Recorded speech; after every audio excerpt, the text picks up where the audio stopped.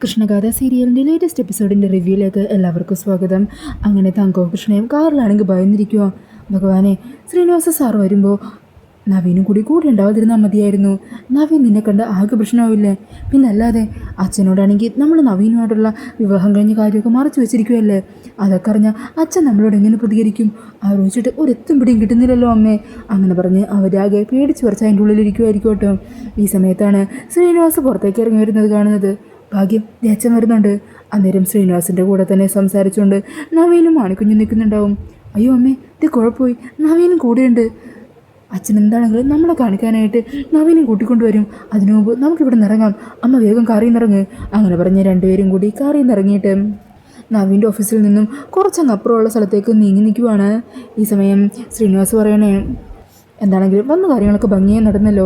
ഈ സമയം നവീൻ ചോദിക്കുന്നുണ്ട്, കൃഷ്ണ സാറിൻ്റെ മകളാണെന്നുള്ള കാര്യം ഞങ്ങൾ നേരത്തെ അറിഞ്ഞിരുന്നെങ്കിലും ഉണ്ടല്ലോ, ഇവിടെ ഞങ്ങൾ കൃഷ്ണയെ സ്വീകരിക്കാൻ ഒരു ഗംഭീര സ്വീകരണം തന്നെ തയ്യാറാക്കിയേനെ. സാരമില്ലെന്നേ, ഞാനെന്താണെങ്കിൽ കൃഷ്ണമോളെ വിളിച്ചിട്ട് വരാം. അങ്ങനെ പറഞ്ഞ് ശ്രീനിവാസൻ നേരെ കാറിനരികിലേക്ക് ചെല്ലുക. അകത്ത് നോക്കുമ്പോൾ ആളെ കാണുന്നില്ല. അയ്യോ, ഇവിടുത്തെ പോയി എന്നും പറഞ്ഞ് ഫോണിൽ വിളിക്കുവാണ് കേട്ടോ കൃഷ്ണയുടെ. ഈ സമയം കൃഷ്ണ പറഞ്ഞേ, അയ്യോ ദേ അമ്മേ, അച്ഛനാണ് വിളിക്കുന്നത്, വേഗം ഫോൺ എടുക്കാം, അല്ലെങ്കിൽ സംശയം തോന്നിയാലോ. അങ്ങനെ പറഞ്ഞ് കൃഷ്ണ വേഗം തന്നെ കോൾ അറ്റൻഡ് ചെയ്യുവാണ്. അച്ഛാ പറ മോളെ, നിങ്ങളിതിവിടെ? ഞാൻ ദാ ഇവിടെ വന്ന് കാറ് തുറന്ന് നോക്കുമ്പോൾ നിങ്ങളെ കാണുന്നില്ല. അന്നേരം കൃഷ്ണ പറയണേ, അത് പിന്നെ അച്ഛാ, അമ്മക്ക് വല്ലാത്ത തലവേദന സഹിക്കാൻ ഒട്ടും പറ്റുന്നുണ്ടായില്ല. അത് കാരണം അമ്മയ്ക്ക് വേണ്ടി ഇവിടെ അടുത്തുള്ള മെഡിക്കൽ ഷോപ്പിൽ നിന്ന് മരുന്ന് വാങ്ങാൻ വന്നതാണ് ഞാൻ. ആണോ? തങ്കത്തിന് തീരെ വയ്യേ? കുഴപ്പമില്ല, ഞങ്ങളിപ്പോൾ മെഡിക്കൽ ഷോപ്പിൽ നിൽക്കുന്നുണ്ട്, ഞങ്ങൾ ഉടനെ അങ്ങോട്ട് വരാം. ശരി, വേഗം വാ, അച്ഛനോട് വെയിറ്റ് ചെയ്യാം, നവീനും നിങ്ങളെ കാണാൻ കാത്തു നിൽക്കുക. അങ്ങനെ പറഞ്ഞ് ഞാൻ ഫോൺ കട്ട് ചെയ്യുവാണ് കേട്ടോ. എന്നിട്ട് ശ്രീനിവാസൻ നവീൻ്റെ അരികിലേക്ക് ചെല്ലുക. അതെ, ഞാൻ പറഞ്ഞില്ലേ എൻ്റെ സഹോദരി മോളുടെ ഒപ്പം ഉണ്ടായിരുന്നു. സഹോദരിക്ക് ചെറിയൊരു തലവേദന, അപ്പം മോള് മരുന്ന് വാങ്ങാനായിട്ട് ഓടിപ്പോയിരിക്കുക. അന്നേരം നവീൻ പറയണേ, അയ്യോ ഇക്കാര്യം അറിഞ്ഞിരുന്നെങ്കിൽ മരുന്ന് വാങ്ങാൻ ഞങ്ങൾ തന്നെ ആളെ ഏർപ്പാടാക്കിയാനല്ലോ.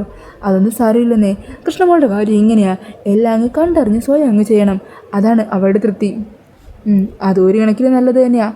നല്ല കാര്യനിഷ്ഠയുള്ള മിടുക്കിയായിട്ടുള്ള കുട്ടികൾക്കല്ലേ അങ്ങനെയൊക്കെ സാധിക്കൂ. അങ്ങനെയൊക്കെ മാണിക്കുഞ്ഞും പറയുവാണ്.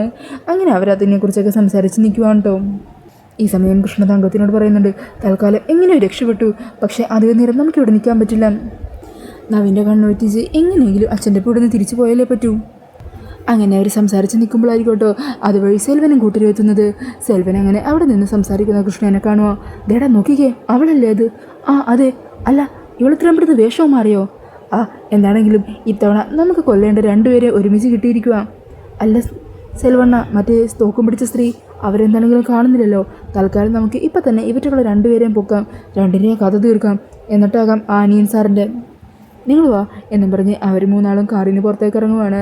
ഈ സമയം കൃഷ്ണ സെൽവനെ കാണുക. അമ്മേ, നീ നോക്കിക്കേ, ആ സെൽവൻ, വേഗം വാ എന്നും പറഞ്ഞ് തങ്കത്തിനെയും പിടിച്ചുകൊണ്ട് കൃഷ്ണ അവിടെ നിന്ന് ഓടുവാണ്. പിന്നാലെ തന്നെ സെൽവരും കൂട്ടരും ഓടിച്ചെല്ലുവാണ്. അങ്ങനെ കൃഷ്ണ നേരെ ഓടി കുറേ ഓട്ടോ ചേട്ടന്മാരുടെ അരികിലെത്തുവാം. അന്നേരം അതിലൊരു ചേട്ടൻ ചോദിക്കണേ, മോളെ, നീ ആ ലോട്ടറി ഇരിക്കുന്ന ഗോപാലൻ്റെ ഒപ്പം ഉണ്ടായതല്ലേ? അതെ ചേട്ടാ, ഞങ്ങൾ 2-3 പേര് ഉപദ്രവിക്കാൻ ശ്രമിക്കുന്നു, അവർ ഞങ്ങളുടെ പിന്നാലെ ഉണ്ട്. അന്നേരം ആയിരിക്കോട്ടോ സെൽവനും കൂട്ടരും അവിടെ എത്തുന്നത്. അന്നേരം ആ ചേട്ടൻ ചോദിക്കണേ, നീയൊക്കെ ഏതാടാ? എന്തിനാടാ നീ ഈ പെങ്കൊച്ചുങ്ങളുടെ പുറകെ ഓടി നടക്കുന്നത്? എന്താണ് നിൻ്റെ ഉദ്ദേശം? ഇതൊക്കെ ചോദിക്കാൻ താനാരടോ? തനിക്കെൻ്റെ സ്വഭാവം ശരിക്കറിഞ്ഞൂടാ. അന്നേരം ഓട്ടോക്കാർ അങ്ങ് ദേഷ്യപ്പെടുവാണ്. അത് ശരി, ഞങ്ങളുടെ നാട്ടിൽ വന്ന് ഞങ്ങളെ പഠിപ്പിക്കാൻ വരുന്നോ? ഇവനെ വെറുതെ വിടരുതടാ, തല്ലി ചതക്കടാ എന്നും പറഞ്ഞ് എല്ലാവരും കൂടി ചേർന്ന് സെൽവനും കൂട്ടരും തല്ലി ചതക്കുവാണ്. ഈ സമയം ഒരപ്പൂപ്പൻ കൃഷ്ണയോട് ചോദിക്കുന്നുണ്ട്, എന്താ മോളെ, എന്താ ഉമ്മാർ മോളോട് ചെയ്തത്? അന്നേരം കൃഷ്ണൻ പറഞ്ഞേ, ഞങ്ങളിപ്പോൾ പുതിയൊരു നാട്ടിലേക്കാണല്ലോ ചെന്നത്. ആ നാട്ടിൽ വന്ന് കയറിയ സമയം മുതൽ ഇയാൾ ഞങ്ങളെ ശല്യപ്പെടുത്താൻ തുടങ്ങിയതാണ്. ഇപ്പോഴും വിടാതെ പിന്തുടർന്നുകൊണ്ടിരിക്കുക. ഇനി നീ കൊച്ചിൻ്റെ അമ്മയുടെ പുറകെ നടന്നാലുണ്ടല്ലോ, പിന്നെ ഞങ്ങളെല്ലാവരും കൂടി നിന്നെ അങ്ങ് മേയും. ഇതുപോലെ വെറുതെ തല്ലി ചത്തിച്ച് വിട്ടേക്കലായിരിക്കില്ലത്, മനസ്സിലായടാ? നിന്നെ ഇനി നാട്ടിൽ പോലും കണ്ടുവരുത്, ഓടറാ എന്നും പറഞ്ഞ് സെൽവനെയും കൂട്ടരെയും ഓടിച്ചു വിടുവാണ്. അന്നേരം കൃഷ്ണയെ തങ്കവും അവരോടൊക്കെ നന്ദി പറഞ്ഞ് അവിടെ നിന്നും പോകുക. അമ്മേ, നമുക്കെന്താണെങ്കിലും നേരത്തെ നിന്ന സ്ഥലത്ത് തന്നെ നിൽക്കാം. അച്ഛൻ നമ്മളെ അന്വേഷിച്ച് ഇങ്ങോട്ട് വരുമായിരിക്കും. എന്നാലും മോളെ, ആ സെൽവൻ നമ്മുടെ പിന്നാലെ തന്നെ ഉണ്ടല്ലോ, അയാളുടെ കാര്യം വിട്ടേക്ക്. ഇനി വെറുതെ ആവശ്യമില്ലാത്ത കാര്യം ആലോചിച്ച് അമ്മ ടെൻഷനാവാൻ നിൽക്കണ്ട. അങ്ങനെ സെൽവനും കൂട്ടരും ഓടി തളർന്ന് നിൽക്കുക. എന്നാലും അണ്ണാ, നമുക്കെല്ലാം പ്രശ്നങ്ങളാണല്ലോ. നമ്മൾ എത്ര തവണ ആ പെണ്ണിനെ കൊല്ലാൻ നോക്കിയിട്ടും ഓരോ തവണയും നമുക്ക് അടി കിട്ടി നമ്മ ചാകാറാവുന്ന അവസ്ഥയിലാണല്ലോ ആവുന്നത്. ഇനിയിപ്പോൾ എന്ത് ചെയ്യും? അവൾക്ക് ഈ നാട്ടിൽ എന്തൊക്കെ ചില ശക്തികളും കൂട്ടങ്ങളും ഒക്കെ ഉണ്ട്. കണ്ടില്ലേ മിനിറ്റിന് ഡ്രസ്സ് മാറി ആളെയും പറ്റിച്ച് നടക്കുന്നത്. എന്തോ വലിയ കള്ളക്കളി നടക്കുന്നുണ്ട്. അങ്ങനെ അവർ പറഞ്ഞു നിൽക്കുമ്പോഴായിരിക്കും കേട്ടോ മൂർത്തിയുടെ കോൾ വരുന്നത്. മൂർത്തി കാര്യങ്ങളൊക്കെ എന്തായെന്ന് അറിയാൻ വിളിക്കുക. അന്നേരം അവിടെ നടന്ന കാര്യങ്ങളെക്കുറിച്ചൊക്കെ സെൽവം പറയുന്നുണ്ട് കേട്ടോ. അതേക്കുന്നത് മൂർത്തി പറയണേ, എന്തൊക്കെയാണ് സെൽവ താനീ പറയുന്നത്? തന്നെ ഈ കാര്യം ഞാൻ പ്രതീക്ഷയോടുകൂടി ഏൽപ്പിച്ചത്, എന്നിട്ട് താനിപ്പോൾ അവളെക്കുറിച്ച് പോയിട്ട് പറയുന്നോ? എൻ്റെ സാറേ, ഞാൻ പറഞ്ഞത് സത്യമോ? അവൾക്കിവിടെ എന്തൊക്കെ ചില കണക്ഷൻസൊക്കെ ഉണ്ട്. സത്യത്തിൽ അവൾ ഒന്ന് തന്നെയാണോ എന്ന് എൻ്റെ സംശയം. എടാ സെൽവ, തനിക്ക് ഈ ജോലി ചെയ്യാൻ പറ്റില്ലെങ്കിൽ പറ, പണിയേറാവുന്ന വേറെ ആരെങ്കിലും ഞാൻ ഏൽപ്പിക്കാം. സാറേ, ഈ പണി മറ്റാരും ഇനി ചെയ്യുന്നില്ല. ഇതേ ഇപ്പോൾ നിങ്ങളെക്കാളും അവൾ മരിക്കണമെന്നുള്ളത് എൻ്റെ ആവശ്യമാണ്. അവളുടെ കൂടെയുള്ള തള്ളാന്ന് പറയുന്ന ആ സ്ത്രീനെയും അതുപോലെ അനിയൻ സാറിനെയും ഞാൻ ഇന്നത്തോടെ തന്നെ ജീവനോടെ ഇല്ലാതാക്കിയിരിക്കും. അധികം വൈകാതെ തന്നെ അവരും ചത്തു മരിച്ചു എന്നുള്ള വാർത്ത കേൾക്കാൻ സാറ് റെഡിയായിക്കോ. അങ്ങനെ പറഞ്ഞ് സെൽവൻ ഫോൺ കെട്ടുകയുമാണ്. പിന്നീട് കാണിക്കുന്നത് ശ്രീനിവാസാണെങ്കിൽ കൃഷ്ണയും തകയും വരുന്നതും കാത്ത് ആ ഓഫീസിൻ്റെ അവിടെ തന്നെ കാറിൻ്റെ ഉള്ളിൽ വെയിറ്റ് ചെയ്തിരിക്കുവാണ് കേട്ടോ. ഈ സമയം സിത്താരയുടെ കാറ് അതിൻ്റെ ഉള്ളിലേക്ക് കയറുവാണ്. അങ്ങനെ കാറിൽ നിന്ന് സിത്താരയും ഗാഥയും കൂടി പുറത്തേക്ക് ഇറങ്ങുവാണ് കേട്ടോ. ഈ സമയം ശ്രീനിവാസാണെങ്കിൽ അത് ശ്രദ്ധിക്കുന്നുണ്ടാവില്ല. അങ്ങനെ അവർ ഓഫീസിൻ്റെ അരികിലേക്ക് ചെല്ലുക. ഈ സമയം നവീനും ഓഫീസിൻ്റെ പുറത്തേക്ക് ഇറങ്ങി വരിക. ആ, നിങ്ങൾ വന്നു. ഇതേ സമയം തന്നെ ശ്രീനിവാസും കാറിൽ നിന്ന് പുറത്തേക്ക് ഇറങ്ങി കൃഷ്ണയും തങ്കത്തിനെ അന്വേഷിച്ച് ഒന്ന് പുറത്തേക്ക് നടക്കുവാണ്. അന്നേരം നവീൻ പറയുന്നുണ്ട്, എന്താണെങ്കിലും ഗാഥ വന്നതല്ലേ, തന്നെ ഞാൻ അനിയൻ സാറിനെ പരിചയപ്പെടുത്തി തരാം, താനിങ്ങ് വന്നേ. അങ്ങനെ പറഞ്ഞ് ഗാഥേനെയും കുട്ടി കാറിൻ്റെ അരികിലേക്ക് പോകുമ്പോഴായിരിക്കും കാറിൻ്റെ ഉള്ളിൽ ആരുമില്ല. ഷെടാ, സാറതോടെ പോയി. ചിലപ്പോഴേ മോളെ സഹോദരനെ അന്വേഷിച്ച് പോയതായിരിക്കും. ചിലപ്പോൾ അങ്ങനെ പോയതായിരിക്കും. കുറച്ച് കഴിയുമ്പോൾ വരുമായിരിക്കും. എന്നാൽ നിങ്ങൾ അകത്തേക്ക് വാ എന്ന് പറഞ്ഞ് നവീൻ അവരെയും കൂട്ടി അകത്തേക്ക് പോകുവാണ്. ഇതേ സമയം ശ്രീനിവാസ് അവിടെ മാറി നിൽക്കുന്ന കൃഷ്ണനെയും തങ്കത്തിനെയും കാണുക. അത് ശരി, നിങ്ങളിവിടെ നിൽക്കുമായിരുന്നോ?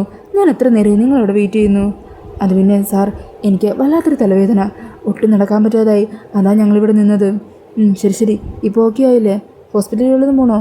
അതൊന്നും വേണ്ട, കുറച്ച് നേരം കാറിൽ കണ്ണടിച്ചിരുന്നാൽ മാറാവുന്നതേ ഉള്ളൂ.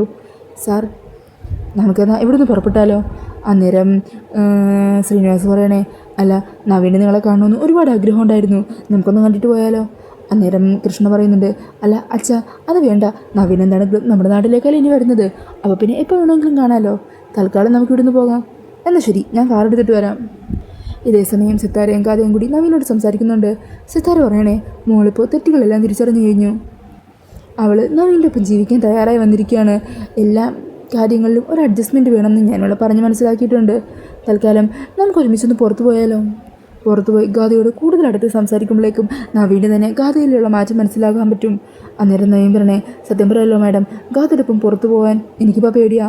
അവസാനമായിട്ട് ഞങ്ങൾ ഒന്നിച്ച് പുറത്തു പോയപ്പോൾ ഉണ്ടായ സംഭവം എൻ്റെ മനസ്സിലുള്ളത്, അന്ന് ആ റെസ്റ്റോറൻറ്റിൽ വെച്ചുണ്ടായ സംഭവങ്ങൾ. അന്നേരം ഗാഥ പറഞ്ഞേ, നവീൻ, അത് അന്നത്തെ സാഹചര്യത്തിൽ പറ്റിയതാണ്, ഇനി ഒരിക്കലും എൻ്റെ ഭാഗത്തുനിന്ന് അങ്ങനെ ഒരു മിസ്റ്റേക്ക് ഉണ്ടാവില്ല.